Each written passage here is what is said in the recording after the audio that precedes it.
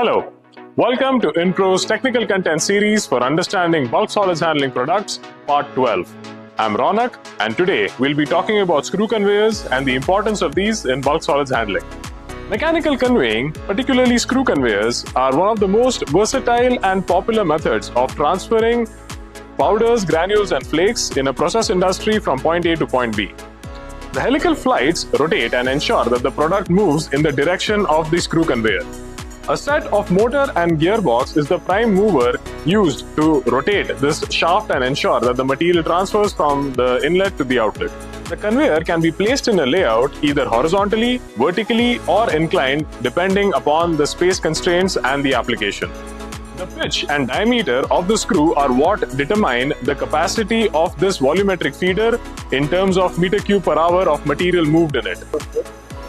The internal construction of a screw conveyor consists of the shaft and the helical flight, which is welded on top of the shaft, the outer diameter of this helical coil, the inner diameter of the helical coil, and the pitch of the helical coil determine the capacity with which the screw conveyor is able to move the bulk solids.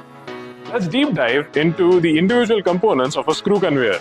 Starting from the non-drive end, we have the housing, which consists of the gland packing along with the bearing set, which is covered with a safety guard on the outside.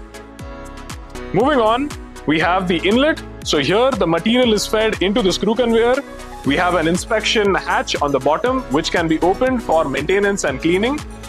Moving on, we have lifting lugs on the screw conveyor, which is used to pick up and move the screw conveyor inside a production facility. On the outlet side, we have the discharge nozzle of the screw conveyor along with a overflow flap, which has a sensor to detect if there is any chokage on the bottom and the material is overflowing from the outlet of a screw conveyor. To the other side, we have the housing consisting of, again, the bearing and the sealing mechanism on the drive side of the screw conveyor, followed by the gearbox and motor, which are the prime movers moving the shaft of the screw conveyor.